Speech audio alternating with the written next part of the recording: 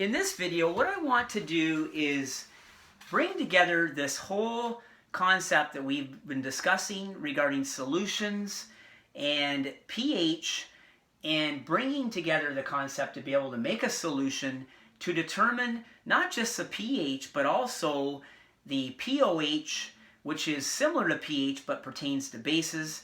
We're also going to calculate the strength of the hydroxide ions in a solution, the strength of the hydronium or H plus ions, and look at the relationship between pH and pOH. So 5 different equations that we're going to look at today, you'll learn about, and they are very, very important in the world of biology and chemistry. So back to chapter 8, you learn how to make solutions. Let's just imagine that this is a solution of sodium hydroxide. You made it up very carefully with your weighing boat. You filled it halfway with distilled water. You swirled it, made it to the mark. Now let's figure out what the various concentrations would be in this solution, and maybe the pH and pOH. I drew a handy dandy picture. There's our weighing boat. And let's suppose that you put exactly 8.00 grams of sodium hydroxide in that flask. You dump it in, you swirl it, you make it up to the mark. Our first challenge is to find the concentration of OH minus. Remember, square brackets always refers to concentration. Well, back to the original mole triangle. Remember that moles equals grams over molar mass. We have 8 grams. The molar mass of NaOH is 40. We can easily get that from our periodic table because sodium has an atomic weight of 23, oxygen 16, and hydrogen's 1. That adds up to 40.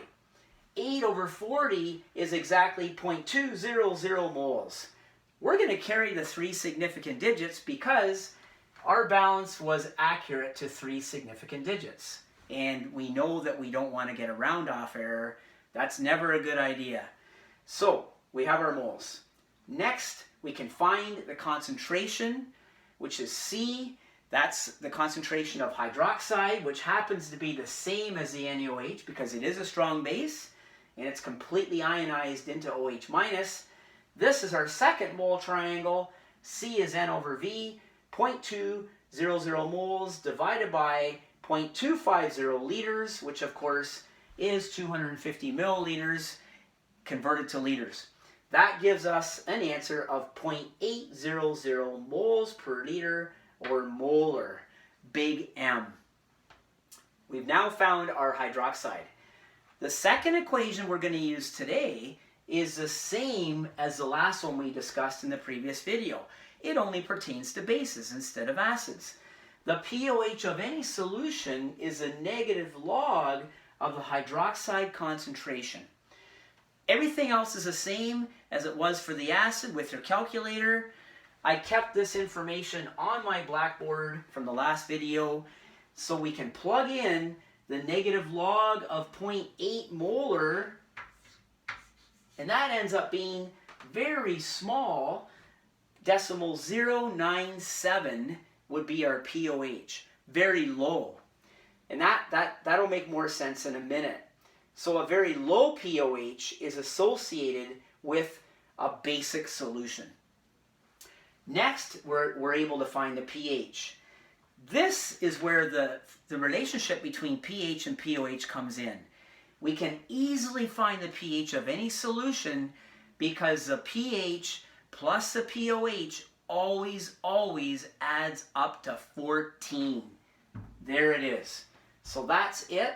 If we know the pOH, then we can find the pH of the solution by subtracting the 0.097 from 14, and look what we get. We get about 13.9.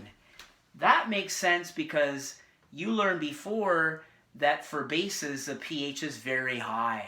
So this solution is really basic, obviously, with a pOH of 0.097 and a pH of 13.9.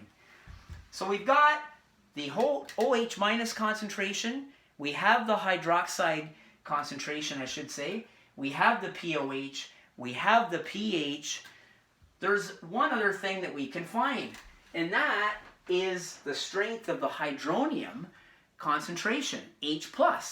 And yes, even a strong base has a little bit of H+ in it. That's important to realize. It's not either or. Bases do contain a little bit of H+, and acids contain a little bit of OH-. Well, we can figure out how much. Here's our equation. The hydronium concentration is equal to 10 to the minus pH. When you look at your calculator, you'll find on the log key, and my log key is right there, above that is a 10 to the x key. Your calculator might have that 10 to the x key above the log key, or it could be on its own. You're going to have to find it. That's the key we need. So, if we want to find the hydronium concentration of this very strong base, it's equal to 10 to the minus pH, which is 10 to the minus 13.9. We're going to have to probably hit second function log to get the 10 to the x key, and you might see something like that on your screen.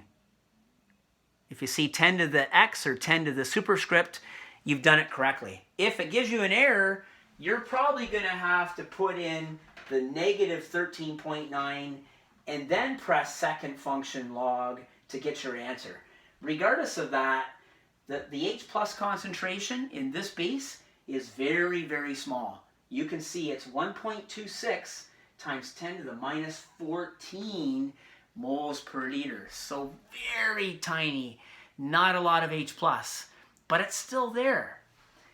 Now, even though we've previously calculated the hydroxide at the very beginning using our original mole triangles, we can verify it with the last pH equation.